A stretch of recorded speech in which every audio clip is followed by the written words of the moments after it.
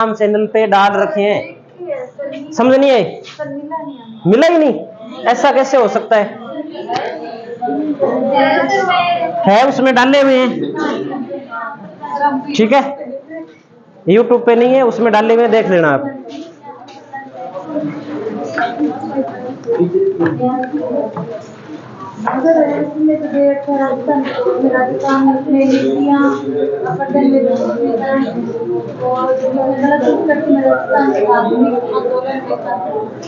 तो बस पढ़ लेंगे, क्या दिक्कत है? मिट्टियां करवाई नहीं आपको? मिट्टियां नहीं करवाई ना, कोई बात नहीं, मिट्टियां अगला टॉपिक मिट्टियां ही करेंगे। तो हमें झीलें पढ़ रहे थे और झीलों में हमने कितनी झीलें पढ़ ली? 4 झीलें पढ़ ली क्या?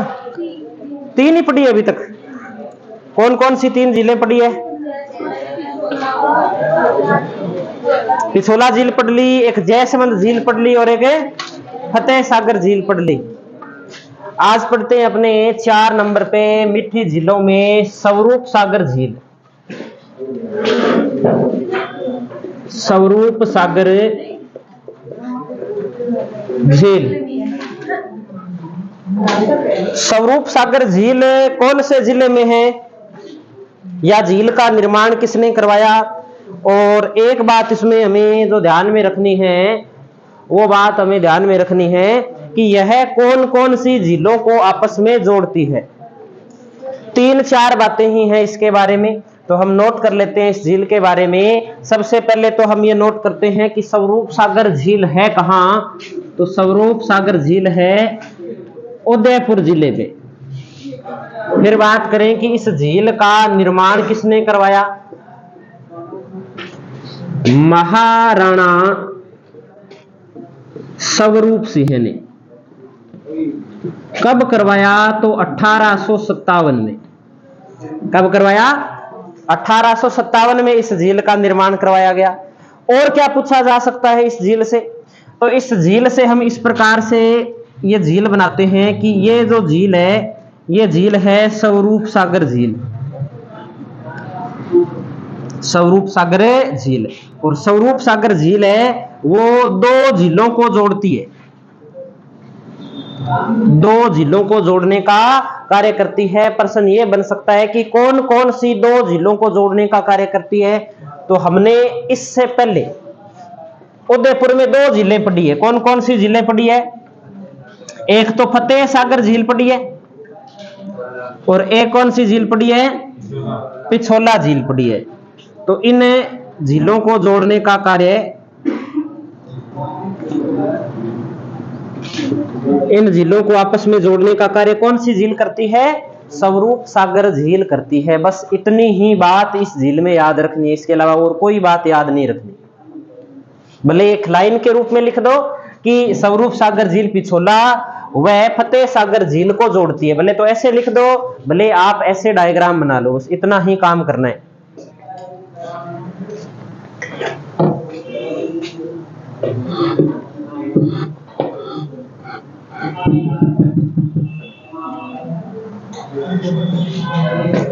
अगली झील पढ़े इसके बाद, नोट कर लिया इसे?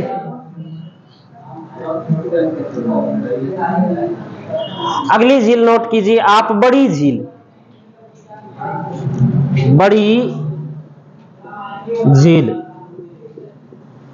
और ये अपने बात करें इस झील के अन्य नाम और क्या है?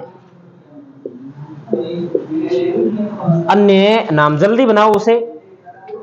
बड़ी झील उदयपुर में है, और महाराणा राज सिंह ने इस झील का निर्माण, इनकी माता थी ज्ञान कंवर, उनकी स्मृति में इस झील का उन्होंने निर्माण करवाया था, जिस कारण इसे जियान सागर झील के नाम से भी जाना जाता है। तो हम नोट कर लेते हैं।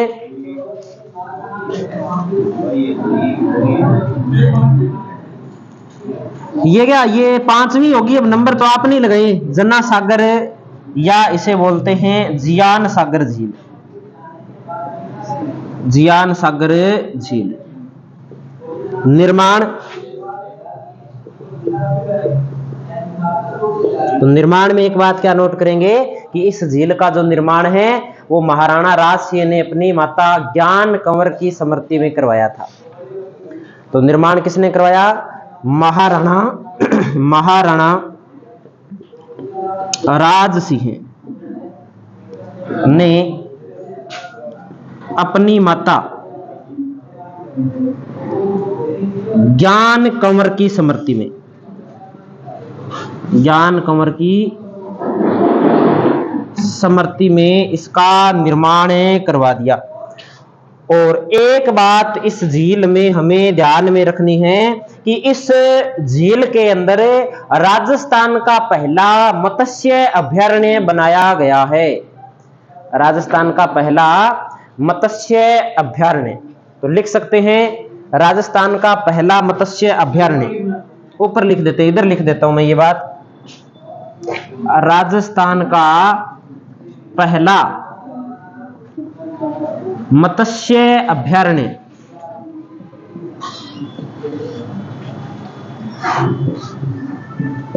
यहां स्थित है, यहां स्थित है। ये अपने 5 नंबर झील होगी क्या? 5 झीलें हमने पढ़ ली अब तक, मीठे पानी की झीलें।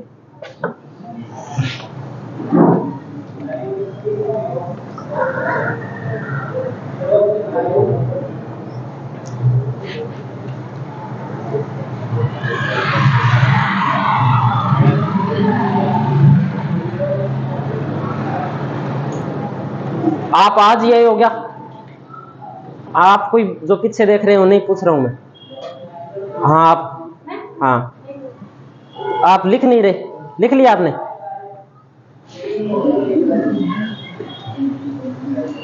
कर लिया नोट सभी ने क्या? अगली झील लिखिए इसके बाद, उदय सागर झील। उदय सागर झील, उदय सागर झील का निर्माण किसने करवाया था? उदय सिंह ने। कौन सी नदी के पानी को रोककर?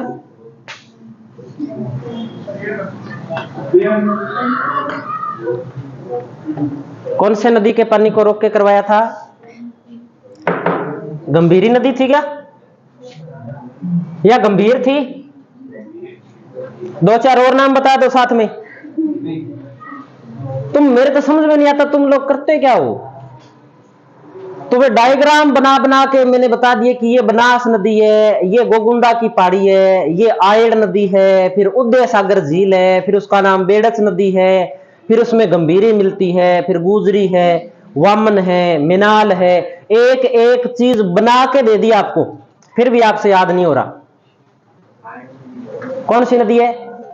आयड़ नदी है। आयड़ नदी के ऊपर याद नहीं है, हमने से डायग्राम बनाया था कि ये गोगुंडा की पहाड़ी से एक नदी निकलती है, इसे आयड़ बोलते हैं। उदय सागर झील के बाद में ये बेड़च कहलाती है, और आगे जाकर बिगोद नामक स्थान पर ये बनास नदी के अंदर मिल जाती है। यहां से एक नदी आती है, इस नदी का नाम मिनाल है, यहाँ पे त्रिवेणी संगम बनता है। तो फिर कैसे याद नहीं है ये बात? इसका मतलब तो यही है कि आप पढ़ते नहीं हो घर पे जाके। अगली झील लिखिए, उदय सागर झील। उदय सागर झील कौन से जिले में? उदयपुर में। निर्माण महाराणा उदय सिंह है। 1559 से 65 के बीच में आयड़ नदी के पानी को रोककर, आयड़ नदी के पानी को रोककर निर्माण करवाया था। बस इतनी बात उदय सागर झील में हमें ध्यान में रखनी है।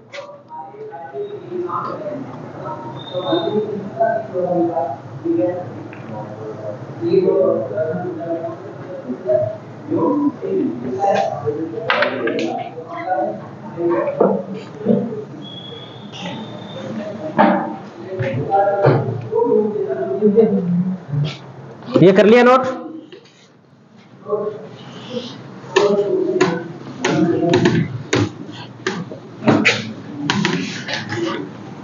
अगली झील लिखिए इसके बाद, राजसमंद झील।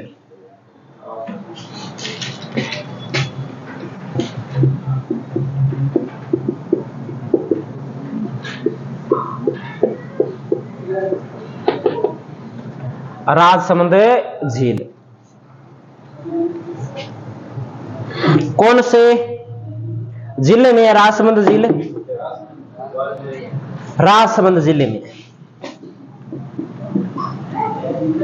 राजसमंद जिले के अंदर। और राजसमंद एक ऐसा जिला है जिसका नाम एक झील के नाम पर पड़ा है। ठीक है, ये बात भी हमें ध्यान में रखनी है। निर्माण किसने करवाया था? महाराणा राज सिंह ने। तो लिखिए निर्माण महाराणा राज सिंह। कब करवाया था? राज सिंह राजा कब थे? किसके समकालीन रहे थे? 62 से औरंगजेब के समकालीन थे। मैं जो बात पूछ रहा हूं वो ये है कि ये समकालीन किसके थे? औरंगजेब के समकालीन थे। और औरंगजेब के समकालीन थे तब इनके 3-4 कार्य प्रमुख है। एक वो चारुमती विवाद वाला है, एक ये झील वाला है, एक नाथ द्वारा के अंदर श्रीनाथ जी के मंदिर वाला है। ये सारे के सारे काम किसके काल में हुए हैं? राज सिंह के काल में हुए हैं। तो लिखिए निर्माण कब हुआ? 1662 से 1676 के मध्य। 1662 से 1676 के मध्य ही इन्होंने इस झील का क्या करवाया था? निर्माण करवाया था। अकाल पड़ा था इस दौरान, अकाल राहत कार्य के दौरान इस झील का निर्माण करवाया गया। अकाल राहत कार्य के दौरान निर्माण, अकाल राहत कार्य के दौरान इस झील का निर्माण करवाया गया। और दूसरी बात में ये ध्यान रखनी है इसमें कि यह राजस्थान की दूसरे सबसे बड़ी कृत्रिम झील है। राजस्थान की दूसरी सबसे बड़ी कृत्रिम झील है। पहली कौन सी है सबसे बड़ी कृत्रिम झील राजस्थान की? जयसमंद झील। ठीक है, जिसे हम क्या बोलते हैं? ढेबर झील बोलते हैं। जलापूर्ति कौन सी नदियों से होती है? तो लिखिए जलापूर्ति, जलापूर्ति के अंदर जो प्रमुख नदी है वो तो है गोमती नदी। और एक इसकी सहायक या हम कह सकते हैं एक इसमें जो नदी आकर के मिलती है वो कौन सी है? केलवा नदी। गोमती व केलवा नदी इस झील में आकर के मिलती है। एक ये बात हमें ध्यान में रखनी है। और इस झील का जब निर्माण करवाया गया था तब 40 लाख रुपए लगे थे निर्माण करवाने में। लागत कितनी आई थी? 40 लाख रुपए लागत आई थी। 40 लाख रुपए। और एक बात इस झील के बारे में हमें ध्यान रखनी है कि जैसे राजस्थान के अंदर पुष्कर को पवित्र झील का दर्जा मिला हुआ है, उसी प्रकार से इस झील को भी राजस्थान की पवित्र झील का दर्जा मिला हुआ है। ये बात में ध्यान रखनी है। तो एक नोट कर देंगे इसमें कि पुष्कर की तरह इसे पवित्र झील का दर्जा प्राप्त है। पुष्कर झील की तरह इसे पवित्र झील का दर्जा प्राप्त है। एक ये बात हम इसमें ध्यान में रख लेंगे। कर लिया यहां तक नोट? अब हम बना लेते हैं एक झील, और झील के किनारे क्या कुछ है उसकी हम बात कर लेते हैं। ये नोट कर लिया होगा सभी ने? कर दे साहब इसको।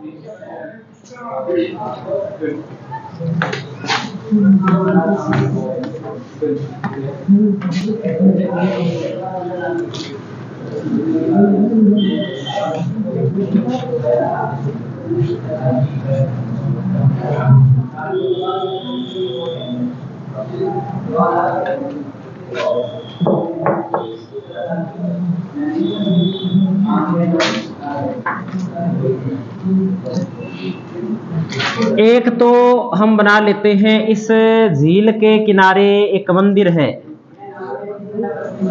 प्रमुख मंदिर की अपने बात करें तो यह मंदिर किसका है? घेवर माता का मंदिर है। बिल्कुल सही बात है। कौन सी माता का मंदिर है? घेवर माता का मंदिर है। घेवर माता किसकी पत्नी थी? तो कहते हैं दयाल साहे की पत्नी थी। दयाल साहे की पत्नी, दयाल साहे की पत्नी थी घेवर माता। एक ये बात हम इसमें ध्यान में रखेंगे। एक अपने बात करें कि राज सिंह ने श्रीनाथ जी के लिए सिहाड़ गांव दिया था, और वहां पर उसका जो बाद में नाम ही क्या हो गया था? नाथ द्वारा हो गया था। इसका मतलब है कि राज सिंह भगवान कृष्ण को मानते थे, है ना? इसीलिए द्वारिकाधीश और श्रीनाथ जी एक ही बात है। तो इन्होंने एक मंदिर बनवाया था, उस मंदिर का नाम क्या है? इस झील के किनारे है द्वारिकाधीश मंदिर। तो एक मंदिर बना दीजिए, द्वारिकाधीश मंदिर। कौन से संप्रदाय से संबंधित है? नाथ संप्रदाय से संबंधित मंदिर है द्वारिकाधीश मंदिर। द्वारिकाधीश मंदिर वल्लभ संप्रदाय से संबंधित, वल्लभ संप्रदाय से संबंधित मंदिर है। और इस मंदिर का निर्माण किसने करवाया था? तो महाराणा राज सिंह ने, राज सिंह द्वारा निर्मित, राज सिंह द्वारा यह मंदिर निर्मित है। अगली बात हमें नोट करनी है कि इसी झील के किनारे महाराणा राज सिंह का पनोरमा स्थित है। इसी झील के किनारे किसका पनोरमा बना हुआ है? महाराणा राज सिंह का। सीधा लिख देते हैं यहां पर कि महाराणा राज सिंह का पनोरमा, महाराणा राज सिंह का पनोरमा। प्रमुख नदियां कौन सी आती है इस झील में? तो गोमती है। हाँ जी, पनोरमा तो अब क्या बताएं पनोरमा। वापिस एक दिन मैंने आपको करणी माता का पनोरमा बताया था, अगर तुम्हारी याददाश्त है तो, है ना? क्या होती है? हाँ, पनोरमा। उस दिन या तो आप क्लास में थे नहीं, फोटो दिखाई थी क्या आपको? एक वहां पे एक दीपक भी दिखाया था, दीपक था, पता नहीं चांदी का सबसे बड़ा दीपक, याद है ना? हाँ, याद रहता तो है थोड़ा थोड़ा। और अपने बात करें तो एक बात कर लेते हैं, नौ चौकी पाल। नौ चौकी पाल राजेंद्र सर ने पढ़ाया होगा नौ चौकी पाल के बारे में, है ना? हिस्ट्री का टॉपिक है, फिर भी अपने थोड़ी सी बात नौ चौकी पाल की कर लेते हैं कि क्या है नौ चौकी पाल और क्या इतिहास में इसका योगदान है। तो हम कहेंगे कि जो नौ चौकी पाल है वो 25 संगमरमर के पत्थर है और उनके ऊपर लेख लिखा गया है, शिलाएं लगी हुई है या पत्थर लगे हैं, उन पर लेख लिखा हुआ है। और उस पर किसका इतिहास दर्ज है? सारा इतिहास दर्ज है उस पर, है ना?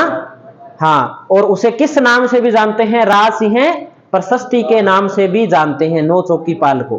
तो नोट करते हैं अपने कि नौ चौकी पाल 25 संगमरमर के पत्थरों पर लिखित शिलालेख,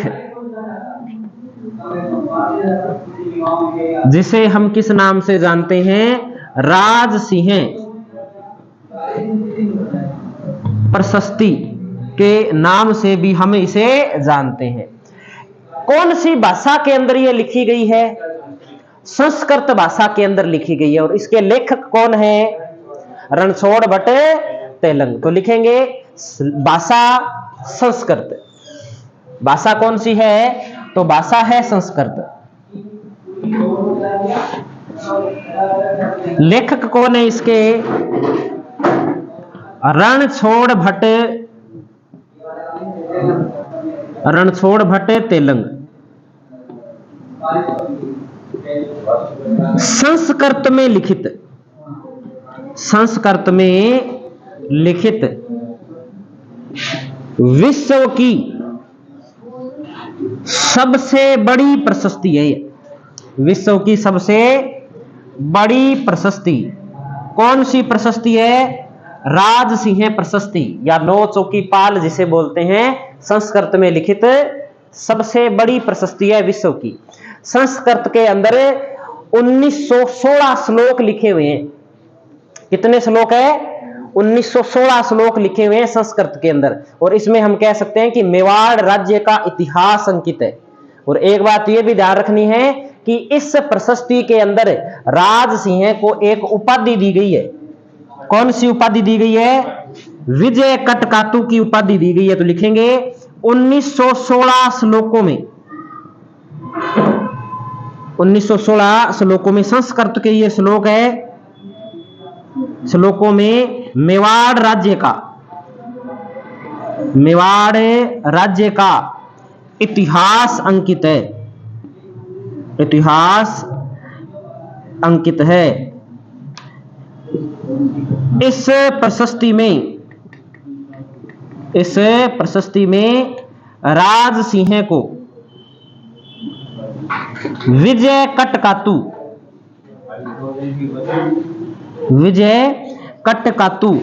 की उपाधि दी गई है। तो फिर कौन सी प्रशस्ति के अंदर हमीर को विषम घाटी पंचनन इस प्रकार की कुछ उपाधि दी गई है क्या? विषम घाटी पंचानन के नाम से एक उपाधि दी गई है। कौन सी प्रशस्ति में दी गई है फिर वो? इसी प्रशस्ति में है क्या? पढ़ा था आपने? कहां पढ़ा था? दिखाना मेरे को। ये तुक्के नहीं लगाने ऐसे।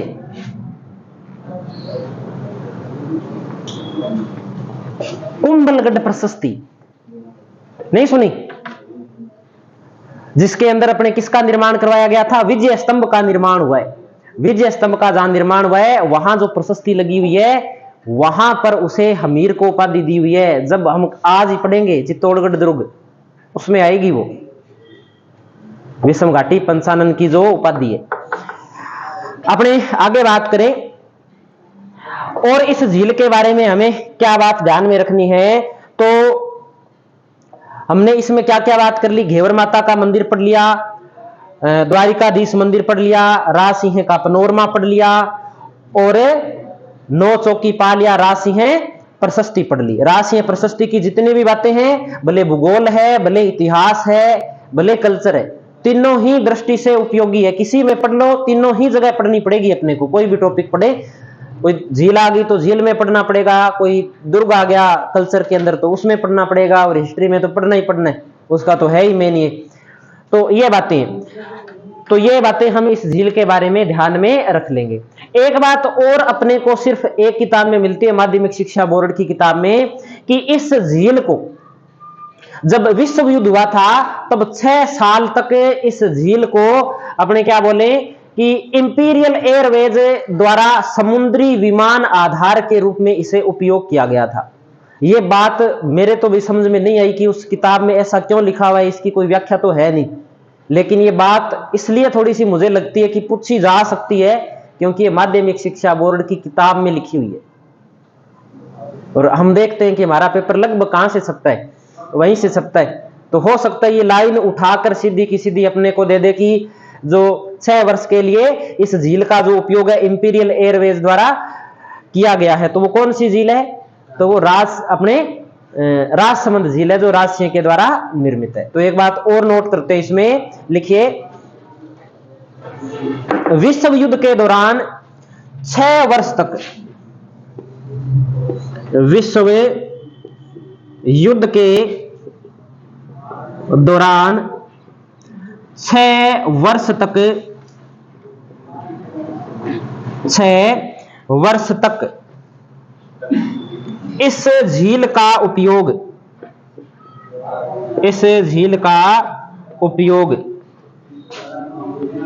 इंपीरियल एयरवेज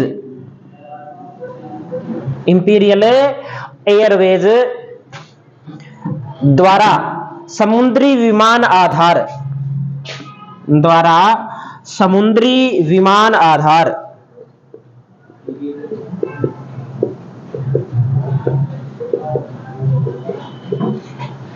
के रूप में किया गया। अब तक कितने विश्व युद्ध हो चुके हैं? ये ऐसे तुक्के मतलब 3 कब हो गए? 2 ही हुए हैं।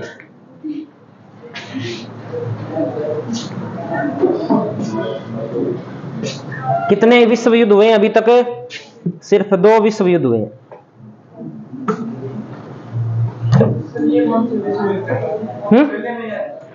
छह साल तक तो दूसरा चला है। कौन सा चला है? दूसरा 1939 से 1945, 6 साल तक ये चला है। वो चला था 1914 से 1918, तो 6 साल तो दूसरा ही चला है, तो दूसरा विश्व युद्ध है ये। तो एक झील और कंप्लीट हो गई अपने, राजसमंद झील। अगली झील हम पढ़ते हैं पुष्कर झील। पुष्कर झील नोट कर ली इसे, पुष्कर झील।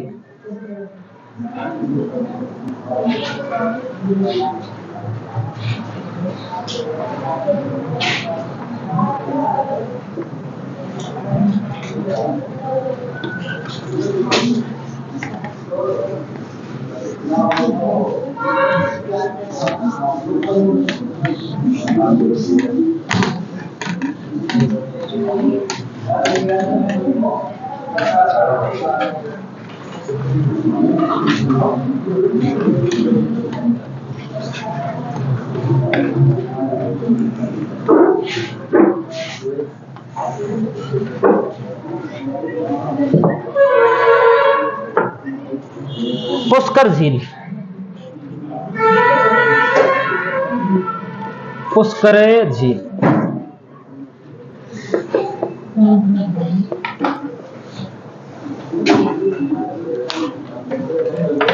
कौन से जिले में है? अजमेर में।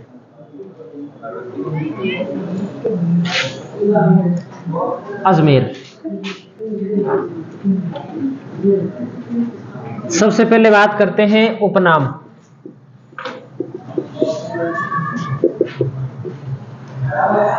पुष्कर झील के क्या उपनाम है? तीर्थराज बोलते हैं, तीर्थों का मामा कहा जाता है, हिंदुओं का 5वां तीर्थ कहा जाता है, कोकण तीर्थ कहा जाता है। तो हम नोट करते हैं, एक तो है कोकण तीर्थ, कोकण तीर्थ। एक नाम है तीर्थराज, एक नाम है तीर्थों का मामा, एक नाम है हिंदुओं का 5वां तीर्थ, हिंदुओं का 5वां तीर्थ। और इसे क्या बोल सकते हैं? तो और इसे कहा जाता है 52 घाट तीर्थ, प्रयागराज का गुरु। 52 घाट तीर्थ, प्रयागराज का गुरु। और क्या नाम है? तो 1-2 नाम इसके और मिलते हैं, जैसे इसे कहा जाता है अर्धचंद्राकार झील और टेंपल टाउन। अर्धचंद्राकार झील कैसी आकृति की झील है? अर्धचंद्राकार। चंद्रमा कैसा होता है? अर्धचंद्राकार झील। और एक बोलते हैं टेंपल टाउन। टेंपल टाउन इसे इसलिए कहा जाता है कि इस झील के किनारे 400 से अधिक मंदिर है। कितने मंदिर है? 400 से ज्यादा मंदिर है, इसलिए इस झील को टेंपल टाउन के नाम से भी जाना जाता है। ये तो हो गए इसके उपनाम। अब हम बात करें कि इस झील का निर्माण कैसे हुआ और निर्माण के बारे में तर्क क्या है।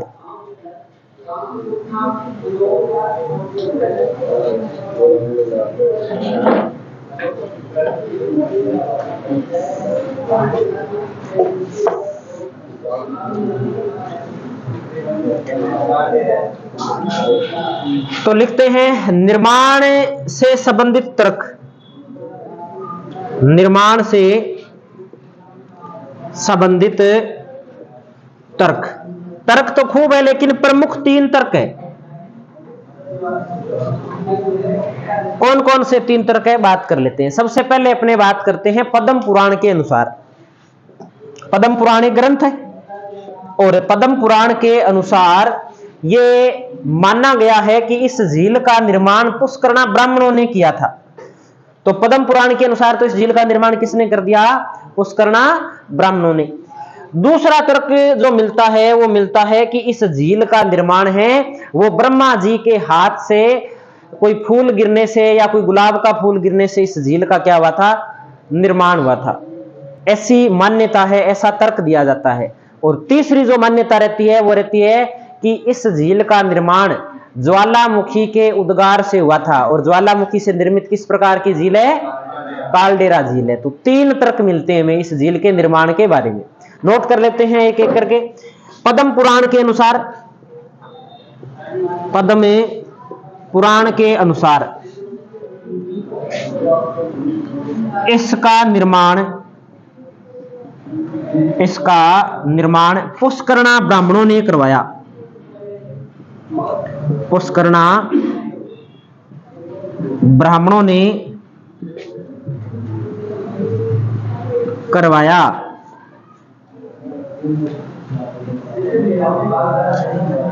दूसरी जो मान्यता है, दूसरा तर्क है वो है कि ब्रह्मा जी के हाथ से फूल गिरने से निर्मित झील। और तीसरी बात क्या याद रखनी है कि ज्वालामुखी से निर्मित कालडेरा झील।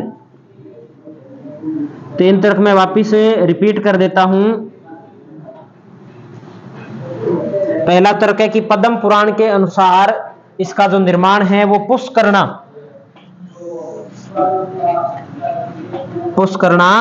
ब्राह्मणों ने इस झील का क्या करवाया था? निर्माण करवाया था। दूसरा तर्क है कि ब्रह्मा जी के हाथ से फूल गिरने से इस झील का निर्माण हुआ। और जो तीसरा तर्क है कि ज्वालामुखी से निर्मित कालडेरा झील है। ये ज्वालामुखी से निर्मित कालडेरा झील।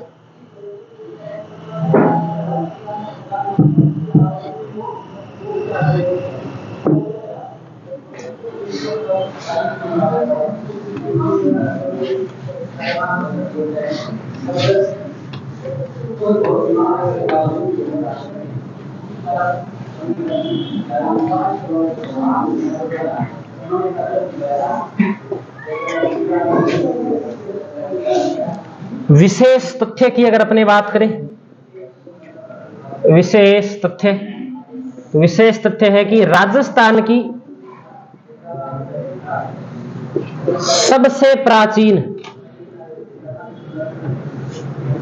की सबसे प्राचीन तथा पवित्र झील कौन सी झील है? पुष्कर झील। राजस्थान की सबसे प्राचीन तथा पवित्र झील है पुष्कर झील। फिर अपने कह सकते हैं कि धार्मिक दृष्टि से राजस्थान की सबसे पवित्र झील, धार्मिक दृष्टि से राजस्थान की पवित्र झील।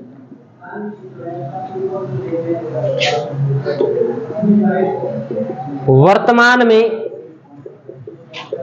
राजस्थान की सबसे प्रदूषित झीलों की श्रेणी में शामिल।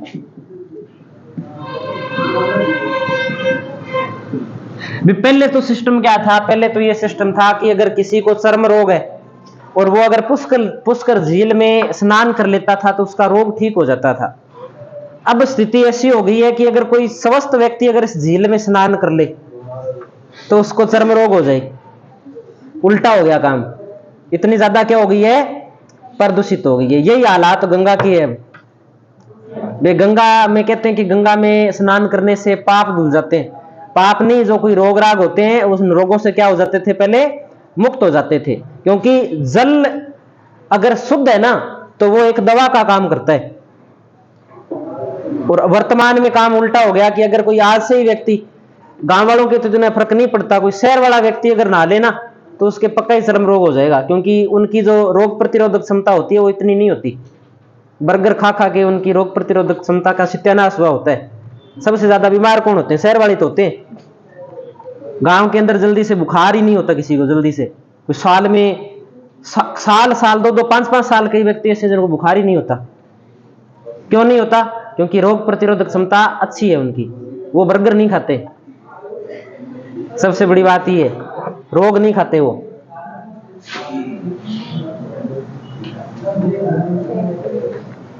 ये कर लिया नोट?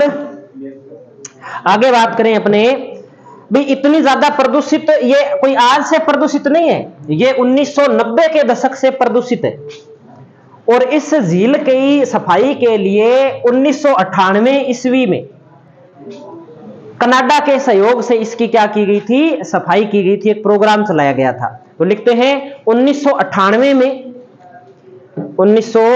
में या 1997-98 के अंदर, अगर 70 की बात करें तो 1997-98 में कनाडा के आर्थिक सहयोग से, कनाडा के आर्थिक सहयोग से पुष्कर समन्वित विकास कार्यक्रम, पुष्कर समन्वित विकास कार्यक्रम या विकास परियोजना के तहत इस झील की सफाई करवाई गई। ये प्रश्न आया हुआ है,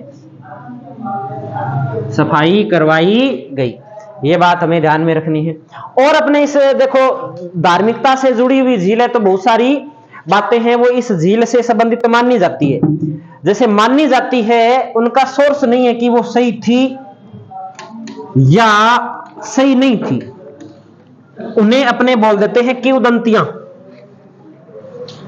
यानी कि ऐसा मानना जाता है, हुआ था या नहीं हुआ था उसका प्रमाण नहीं है, पर माना जाता है। जैसे माना जाता है ना, एक किंवदंती चलती है कि जो पृथ्वी है वो भगवान शिव का जो नंदी है, बेल है, उस बेल के एक सींग के ऊपर टिकी हुई है। मानते हैं ना? ऐसा देखा है किसी ने?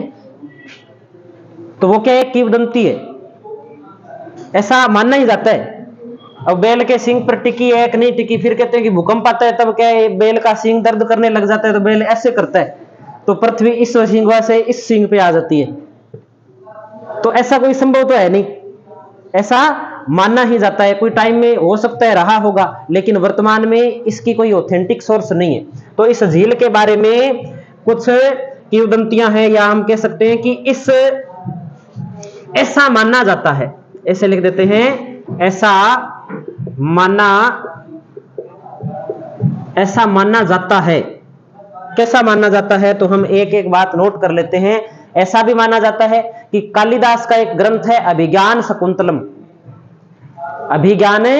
शकुंतलम, उस ग्रंथ की रचना इस झील के किनारे हुई थी। किसने रचना की थी उस ग्रंथ की? कालिदास ने। तो लिखेंगे कालिदास द्वारा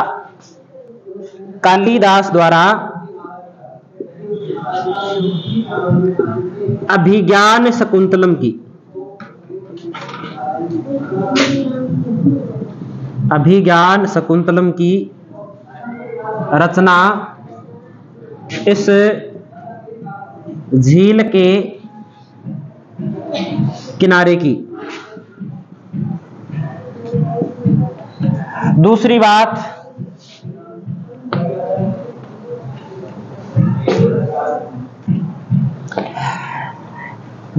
हम इस झील के बारे में ध्यान रखें तो आपने विश्वामित्र का नाम सुना होगा।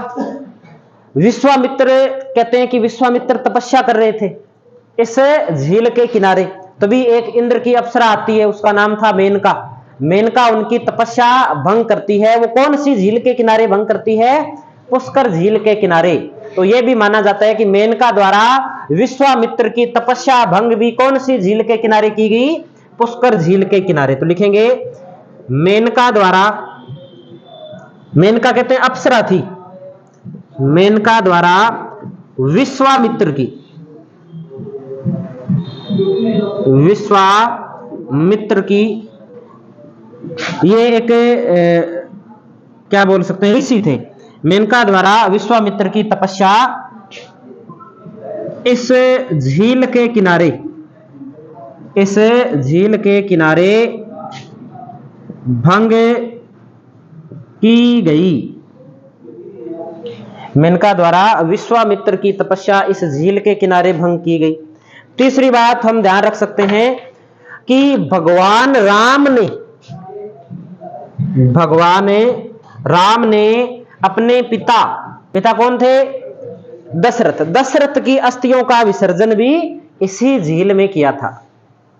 ठीक है, तो लिख दीजिए भगवान राम ने अपने पिता, भगवान राम ने अपने पिता की अस्थियों का विसर्जन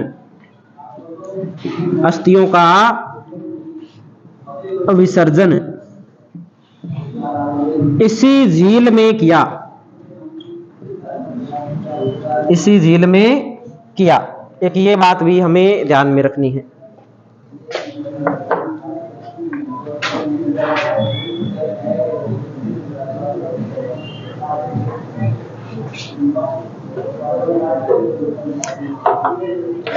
और क्या माना जाता है? तो और दो बातें और मानी जाती है कि वेद व्यास ने किसकी रचना की थी? कब? वेद व्यास ने किसकी रचना की थी? अरे महाभारत की रचना की थी, रामायण की रचना नहीं की थी, है ना। कौन सी झील के किनारे की? तो पुष्कर झील के किनारे की। मिक्स कर दो, सब कुछ मिला दो, पता नहीं चलना चाहिए कि रामायण क्या थी, महाभारत क्या था। तो लिखिए वेद व्यास ने महाभारत की रचना इसी झील के किनारे की, इसी झील के किनारे की। ऐसा क्या था इस झील के किनारे? और कहते हैं कि वेदों को लिपिबद्ध भी यही किया गया, वेदों को लिपिबद्ध इसी झील के किनारे किया गया। कितने वेद है? वेद कितने? 4 है। कौन कौन से हैं? ऋग्वेद, सामवेद, अथर्ववेद और यजुर्वेद। एक कौन सा है? 4 ही होते हैं वेद तो। हाँ, वेद कितने हैं? 4 ही है। तो कहते हैं क्या पहले लिपिबद्ध नहीं थे ये? पहले कैसे होते थे वेद? पहले वेद मौखिक होते थे। गुरु का रट्टा लगाया हुआ होता था और गुरु अपने चेले को रट्टा लगवा देता था, उसको पूरा याद हो गया, फिर वो चेला बाद में गुरु बन जाता, उसको याद हो जाता, फिर उसके चेले होते वो उनको रट्टा लगवा देता। लिखित नहीं था, लिखा तो बहुत बाद में गया इन वेदों को, मौखिक होते थे पहले वेद, क्योंकि बाद में धीरे धीरे जैसे जमाना बदलता गया वैसे वैसे लोगों का दिमाग पहले जितना मजबूत नहीं रहा, कमजोर हो गया, तो बीच में कुछ लाइनें भूल जाते होंगे लोग, तो फिर उन्होंने लिख लिया इसको कि याद अब रख पाना संभव नहीं है, इसलिए लिखा गया। हाँ जी, अज्ञात है किसने रचना की है, इसका पता नहीं है। किसका नाम ले,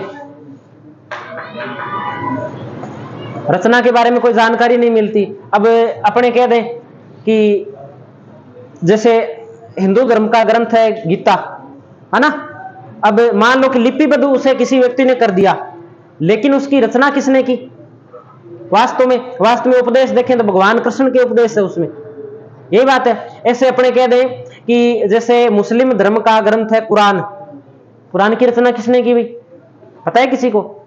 लोग तो मुस्लिम समुदाय तो ये मानता है कि जो कुरान पुस्तक है वो आसमान से उतरी थी, तो अपने वाले आसमान से उतरे होंगे, और तो फिर क्या है, ऐसा मानना जाता है। रचना तो किसी ने की है, लेकिन किसी व्यक्ति का नाम प्रमुख रूप से लिया जाता नहीं है, ये एक बात है इसमें। कुल घाट कितने इस झील के? तो लिखिए कुल घाट 52, कुल घाट 52।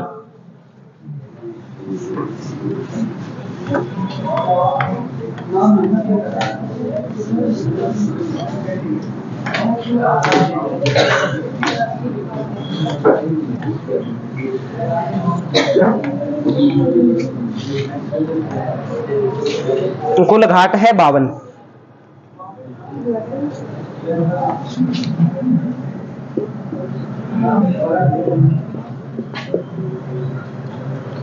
बावन घाट है। देखो निर्माण के बारे में क्या कहा जाता है कि इस झील के जो घाट है वो एक मंडोर का एक शासक हुआ था नाहर राव, उस नाहर राव ने इन घाटों का क्या करवाया था? निर्माण करवाया था। बाद में ये घाट अपने देखें तो कहते हैं कि औरंगजेब के काल में इन्हें ध्वस्त भी कर दिया गया था घाटों को। 1705 के आसपास यहां पर सिख धर्म के जो गुरु हैं गुरु गोविंद सिंह जी, उन्होंने यहां पर गुरु ग्रंथ साहिब का पाठ भी किया था पुष्कर झील के किनारे। और बाद में अपने औरंगजेब के बाद में अपने इस क्षेत्र पे मराठों का प्रभाव रहा था। कहते हैं कि मराठों ने इन झीलों के घाटों का पुनः निर्माण करवाया था। ये बातें अपने को कुछ मिलती है, तो लिखेंगे निर्माण।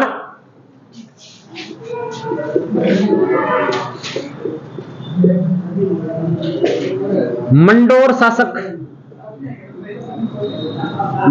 शासक नाहर राव ने करवाया था।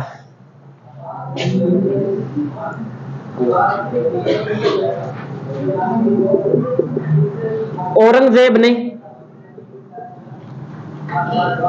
इन्हें ध्वस्त करवा दिया,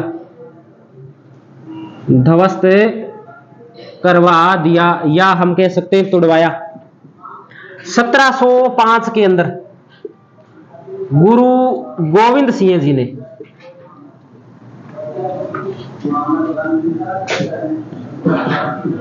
यहां गुरु ग्रंथ साहिब का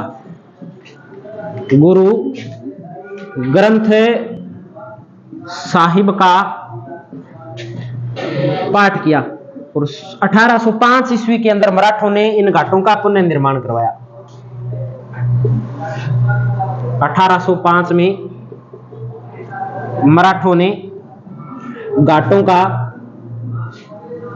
पुनर्निर्माण करवाया।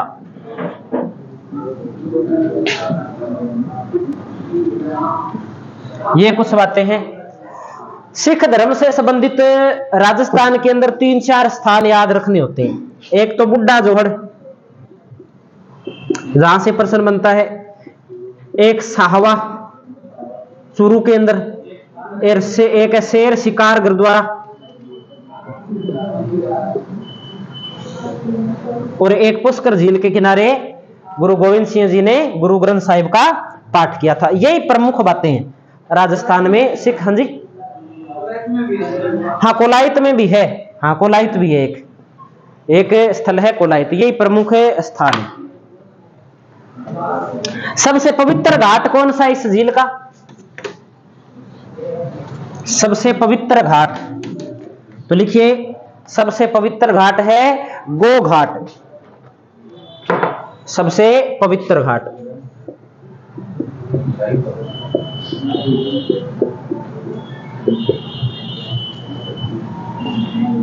गुरु ग्रंथ साहिब सबसे पवित्र घाट गो घाट। सबसे बड़ा घाट जयपुरिया घाट, और एक कौन सा घाट है, एक जो मुख्य घाट है वो है महिला घाट, महिला घाट। महिला घाट से कई बार प्रश्न आ जाता है, क्या प्रश्न आता है महिला घाट से? ये 1500 सॉरी क्या है ये 1809 है, ये 1809, ये 1705 है, 1705 महिला घाट। इस महिला घाट का निर्माण कब करवाया गया, इसकी थोड़ी सी हम बात कर लेते हैं। तो आपने 1911 के आसपास की अगर कोई बात सुनी है तो आपने सुना होगा कि दिल्ली का दरबार लगा था, है ना, और दिल्ली दरबार लगा था उस समय यहां पर जॉर्ज पंचम आया था, जॉर्ज पंचम, और जॉर्ज पंचम के साथ में उनकी पत्नी आई थी, उनकी पत्नी का नाम था मैडम मेरी। तब उन्हें कुछ राजस्थान के लोग मिले, तब मैडम मेरी को कहा गया कि आप ने अगर कोई जीवन में पाप किए तब आप क्या कीजिए, आप पुष्कर झील में स्नान कर लीजिए। तो मैडम जी ने बोला कि ठीक है अपने स्नान कर लेंगे। तब यहां पर आए, तब यहां पे कोई सिस्टम ही नहीं था। पहले तो क्या होता था, सारे ही नहाते थे इधर, कोई दिक्कत नहीं, कोई स्पेशल घाट नहीं था महिलाओं का, जिसका मन किया वहां पे जाके नहा लिया। अब इंग्लैंड की महारानी आई तो उसके लिए एक स्पेशल घाट का निर्माण करवाया गया, जिसे क्या नाम दिया गया, महिला घाट। तो लिख देते हैं इस महिला घाट के बारे में। 1911 में मैडम मेरी के आने पर निर्मित। मैडम मेरी किसकी पत्नी थी? जॉर्ज पंचम की पत्नी।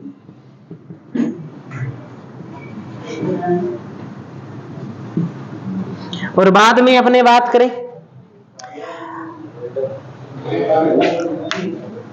महात्मा गांधी की, तो महात्मा गांधी की जब मृत्यु होती है तब उनकी अस्थियों का विसर्जन कौन से घाट पर किया जाता है?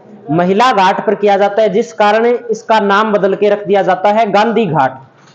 ठीक है, तो एक ये बात इसमें ध्यान में रखनी है, इस महिला घाट को क्या कहा जाता है? गांधी घाट भी कहा जाता है।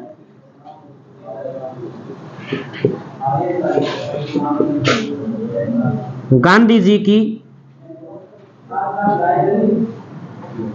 अस्थियों का विसर्जन, गांधी जी की अस्थियों का क्या किया गया? विसर्जन कौन से घाट पर किया गया? तो महिला घाट पर किया गया। अटल बिहारी वाजपेयी की अस्थियों का विसर्जन भी गो घाट पे किया गया था। कौन से घाट पे किया गया था? गो घाट पे। और बेणेश्वर धाम नामक स्थान पर भी इनकी अस्थियों का विसर्जन किया गया था। कई स्थानों पर किया जाता है बड़े लोगों की अस्थियों का विसर्जन, कि कोई अगर जिंदगी में पाप किया है तो कहीं ना कहीं से तो धुल ही जाएगा, सारी जगह तो अस्थि आ जाएगी। तो मान लो एक दो जगह रिजेक्ट हो जाए, सारी जगह रिजेक्ट थोड़ी होगी, भगवान कहीं ना कहीं तो सुन लेगा। तो इसलिए 5, 10, 15 जितने भी पवित्र स्थान होते हैं वहां उनकी अस्थियों का विसर्जन किया जाता है। तो आज इतना करते हैं अपने, अभी पुष्कर झील कंप्लीट नहीं हुई है, कल इसका डायग्राम बनाएंगे, इसके किनारे जो प्रमुख मंदिर है उनकी बात करेंगे। आज इतना करते हैं। टाइम हो गया क्या आज का? चलो ठीक है, आज इतना करते हैं फिर।